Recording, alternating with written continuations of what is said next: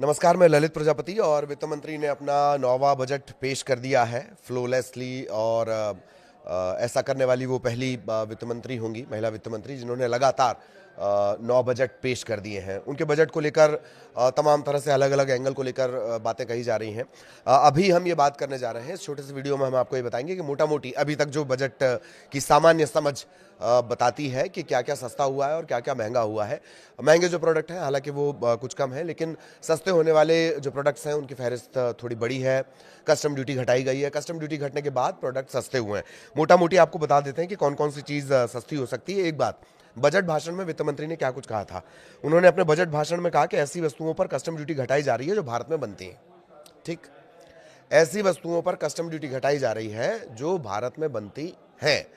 तो कुछ सामानों का जिक्र भी उन्होंने किया। लेदर, टेक्सटाइल एक्सपोर्ट अब ड्यूटी फ्री होगा, इन पर ड्यूटी घटाई जा रही है। डिफेंस सेक्टर में बेसिक जो कस्टम ड्यूटी थी उसमें छूट दी जाएगी। तो अब इसके बाद अगर ये कस्टम ड्यूटी जो घटाई गई है, उसके बाद क्या क्या सस्ता होगा। कपड़े और कपड़े से जुड़े आइटम, कपड़े से जुड़े उद्योग, उन्हें फ़ायदा होगा, कपड़े सस्ते हो जाएंगे।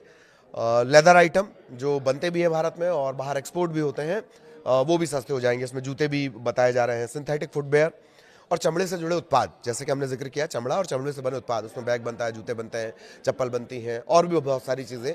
जो भी चमड़े जिसमें मूल तौर पर इस्तेमाल होता है, वो सस्ता हो जाएगा। कैंसर और शुगर की 17 दवाएं, सरकार बार बार बहुत फोकस कर रही है, शुगर पर खासतौर पर फोकस किया जा रहा है। मेरा ख्याल है वो आर्थिक सर्वेक्षण के दौरान भी इस बात का जिक्र किया गया था कि जंक फूड के जो ऐड हैं उन पर कुछ लगाम कसी जाएगी।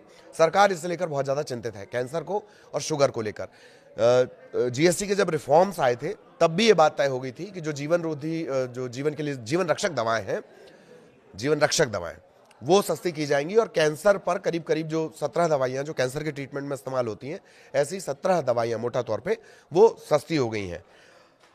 लिथियम आयन सेल सबसे ज़्यादा जो इस्तेमाल होते हैं, बैटरी, लिथियम आयन सेल, वो सस्ता हुआ। तो जहाँ जहाँ इस सेल का इस्तेमाल होता है, वो वहाँ पर भी अब कॉस्ट में थोड़ी कमी आ सकती है।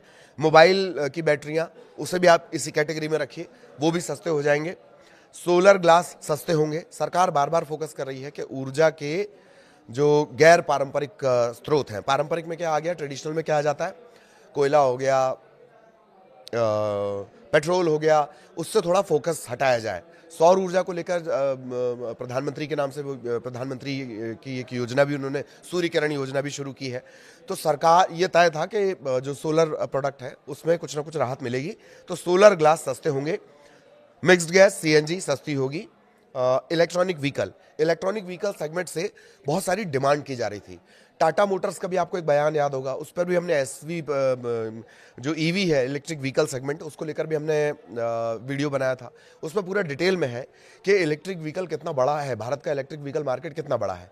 जीएसटी के जब रिफॉर्म्स आए और 40% का स्लैब अलग करके जो स्लैब है वो 18% पे कर दिया गया, तो फिर से जो गाड़ियां हैं, जो पेट्रोल गाड़ियां हैं, उनकी कीमत जो है वो बढ़ने लगी, उनकी कीमत जो है वो कम हो गई। कंपैरेटिवली उनकी कीमत कम हुई तो इलेक्ट्रिक व्हीकल से उनका जो कंपटीशन था वो बढ़ गया, क्योंकि इलेक्ट्रिक व्हीकल अभी भी महंगे हैं। इलेक्ट्रिक व्हीकल में 2-4 इस किस्म के टैक्स लगते हैं कि एक टैक्स तो जो डायरेक्ट ईवी, बनी बनाई ईवी है, वो 12-15% वाले स्लैब में आ जाता है, लेकिन उसके अंदर जो प्रोडक्ट लगते हैं वो 28%, 40% वाले स्लैब वाले हैं। तो ये डिमांड की जा रही थी कि ये विरोधाभास को थोड़ा कम करना चाहिए। लेकिन अब ईवी सस्ती होगी, कैसे होगी उसको थोड़ा डिटेल में हमें देखना होगा, वो हम बाद में बताएंगे। माइक्रोवेव ओवन जो आजकल हर जगह इस्तेमाल, घरों में ज़्यादा इस्तेमाल बढ़ा है, वो सस्ता हुआ। विमानों का ईंधन, एटीएफ जो होता है, उसमें कमी की बात कही जा रही थी। विमानों का ईंधन कम होगा।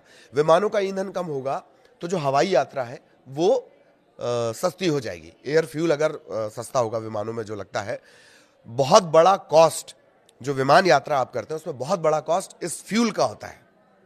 तो अगर विमान का ईंधन सस्ता हो रहा है तो यात्रा भी, हवाई जहाज की यात्रा भी सस्ती होगी और विदेश यात्रा भी सस्ती होगी। ठीक, ये सस्ते वाले। विदेश में पढ़ाई से स्पोर्ट्स आइटम तक ये सस्ते हुए हैं। कच्चे चमड़े, इससे जुड़े माल पर ड्यूटी कट से जहां जूते बैग सस्ते होंगे, तो वहीं मोबाइल फोन में यूज होने वाली जो पार्ट्स हैं, बैटरियां, वो सस्ती होंगी। लिथियम बैटरी सस्ती होगी।